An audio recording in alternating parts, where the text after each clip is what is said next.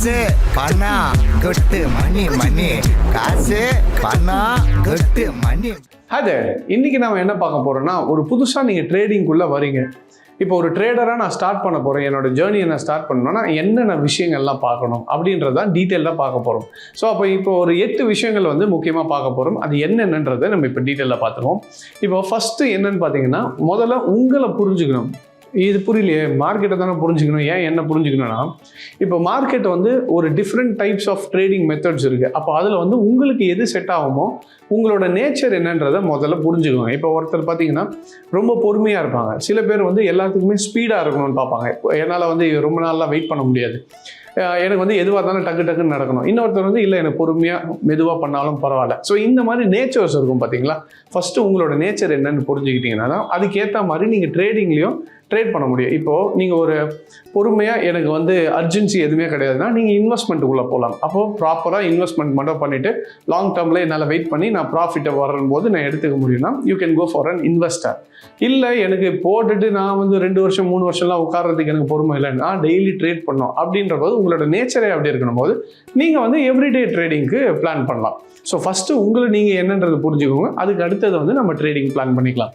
ரெண்டாவது வந்து understanding the market. இப்போ மார்க்கெட்னா என்னன்றதை முதல்ல புரிஞ்சுக்கோங்க.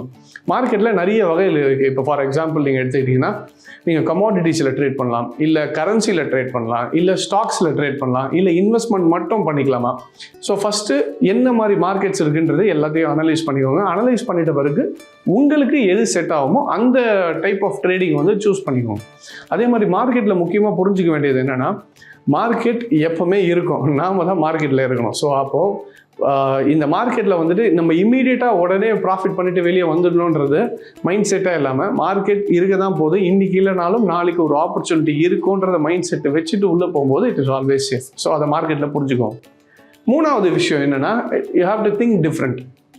இப்போ எல்லாருமே மார்க்கெட்டை பொறுத்த வரைக்கும் என்ன வருவாங்க, 2 ஆப்ஷன் தானேப்பா, பையே செல்லு. அப்போ ஏதோ ஒன்று பண்ணாலே நம்ம என்ன பண்ணிடலாம், ப்ராஃபிட் பண்ணிடலான்ற வந்து மைண்ட் செட் இருக்குன்னா, அப்போ எவ்வளோ ஈஸியான ஒரு விஷயம். என்னென்னா, நம்ம ஸ்கூல் படிக்கும்போது சூஸ் த பெஸ்ட் ஆன்சரில் கூட 4 ஆப்ஷன் கொடுப்பாங்க. இதில் 4 கூட இல்லை, 2 ஆப்ஷன் தான்.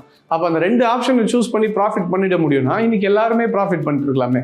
அப்போது லாஸஸும் இதில் இருக்குது அப்படின்ற பட்சத்தில் ஏன் ஆகுதுன்றதை புரிஞ்சுக்கணும்.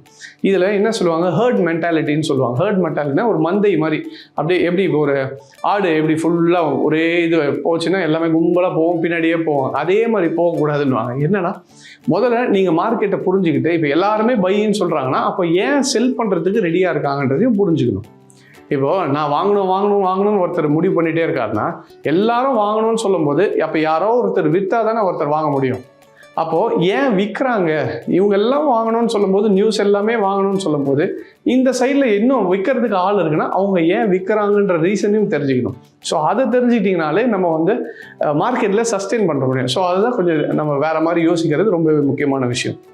நெக்ஸ்ட்டு வந்து ஸ்பெண்ட் வைஸ்லி. இப்போ என்னென்னா, நிறைய பேர் பண்ணுற தப்பு என்னென்னு பார்த்தீங்கன்னா, மார்க்கெட்டுக்குள்ளே வந்துட்ட உடனே நம்ம வந்துட்டு சின்னதாக போட்டு ப்ராஃபிட் பண்ணிவிட்டு வெளியே வந்துடணும். இப்போ ஃபார் எக்ஸாம்பிள் எப்படின்னா, இப்போ ஒரு 1 லட்ச ரூபா இருக்குன்னா ட்ரேடிங் வந்து 1 லட்சம் யூஸ் பண்ண மாட்டார். நம்ம ஏன் 5000 போட்டு ட்ரையல் பார்க்கக்கூடாது, போச்சுன்னா 5000 தானே. எப்போவுமே நீங்கள் வெறும் போச்சுன்னா அப்படின்ற மைண்ட் செட்லேயே போனீங்கன்னா மார்க்கெட்டில் போயிட்டு தான் இருக்கும். இது என்னென்னா, நிறைய பேர் 5000 போட்டு கடைசியில் 50000 லாஸ் பண்ணியிருப்பாங்க. அதுக்கு 1 லட்சமாக போட்டிருந்தீங்கன்னா உங்கள் அக்கௌண்ட் சேஃபாகவும் இருந்திருக்கும், ப்ராஃபிட்டும் பண்ணியிருக்க முடியும். ஸோ என்னென்னா, கையில் கேஷ் இருக்குன்னா ப்ராப்பராக இன்வெஸ்ட் பண்ணிவிட்டு ட்ரேட் பண்ணுறது பெட்டர். கொஞ்சம் கொஞ்சமாக போட்டு ட்ரேட் பண்ண வேண்டாம். அதுக்கு அடுத்தது பார்த்தீங்கன்னா, ட்ரேட் வித் அ பிளான்.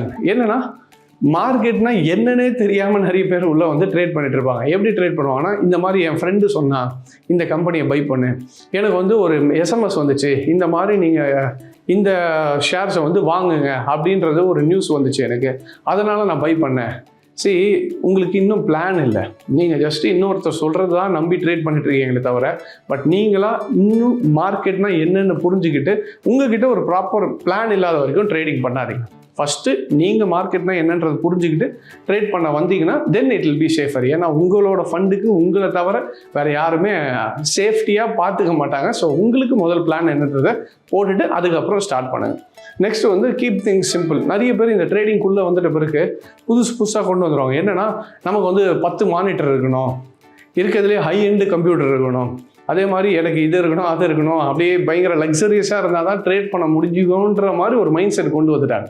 அந்த மாதிரிலாம் எதுவுமே கிடையாது. ஒரே ஒரு லேப்டாப் இருந்தால் போதும், இன்டர்நெட் கனெக்ஷன் இருந்தாலே ட்ரேட் பண்ண முடியும். ஸோ கீப் திங்ஸ் சிம்பிள், ரொம்ப காம்ப்ளிகேட்டட் பண்ணிக்க வேண்டாம். அதுக்கப்புறம் 7வது விஷயம், பேக் டெஸ்ட் யுவர் ஸ்ட்ராட்டஜி. என்னன்னா எந்த ஒரு பிஸ்னஸாக இருக்கட்டும் அதோட ஸ்ட்ரென்த்தே வந்து பேக் டெஸ்டிங் தான். இப்போ ஃபார் எக்ஸாம்பிள் ஒரு பிரியாணி கடை வைக்க போறீங்கன்னா அதுக்கு முக்கியமான விஷயம் என்னது, பிரியாணி டேஸ்ட்டாக இருக்கணும். கரெக்டாக அப்போ பேக் டெஸ்ட் பண்ணி பிரியாணி டேஸ்ட் ஆகிறதுக்கு என்னென்னலாம் பண்ணணுமோ அதெல்லாம் பண்ணிவிட்டு ஃபைனலாக ப்ராடக்ட்டை கொடுக்கும்போது இட் வில் பி சக்ஸஸ்ஃபுல். அதே மாதிரி தான் ட்ரேடிங்கும். அப்போ ட்ரேடிங்லேயே நீங்கள் என்ன பண்ணணும்னு பார்த்தீங்கன்னா முடிஞ்ச வரைக்கும் நீங்கள் எல்லாத்தையும் பேக் டெஸ்ட் பண்ணிவிட்டு இதுதான் ட்ரேடிங் அப்படின்ற பட்சத்தில் நீங்கள் ஸ்டார்ட் பண்ணிங்கன்னா it will be better. And finally journal your trades. ஒரு ட்ரேடையும் நோட் பெனில் எழுதுங்க. இது பை பண்ண, இது செல் பண்ண, இது லாஸ் ஆச்சு, இது ப்ராஃபிட் வந்துச்சு, இது ஏன் பண்ணன்றதுக்கு ரீசன் எழுதுனீங்கனால் அப்போ ஒரு லாஸ் ஆகுதுன்னு வச்சுக்கோங்களேன். அதோட ஜேர்னல் எடுத்து பார்க்கும்போது இதெல்லாம் நான் இதனால தான் பண்ணேன், அப்போ இந்த மிஸ்டேக் அடுத்த வாட்டி பண்ண மாட்டேன். இதெல்லாம் பண்ணதுனால எனக்கு ப்ராஃபிட் வந்துச்சு, அப்போ நான் இதையே திருப்பி கண்டினியூ பண்ணுவேன். ஸோ இந்த மாதிரி ஒரு ட்ராக் ரெக்கார்டு வச்சு நீங்கள் ப்ராப்பராக ட்ரேடிங்குள்ளே வந்தீங்கன்னா definitely it will be successful. So இந்த 8 பாயிண்ட்டையும் மைண்டில் வச்சுக்கிட்டு கரெக்டாக பண்ணிங்கன்னா ட்ரேடிங்கும் ஒரு நல்ல சக்ஸஸ்ஃபுல்லாக பண்ண முடியும். ஸோ இதை ஒன்று மட்டும் மைண்டில் வச்சுக்கோங்க, காசை கரெக்டாக ஹேண்டில் பண்ணுங்கள், லைஃப்பை ஸ்மூத்தாக லீட் பண்ணுங்கள்.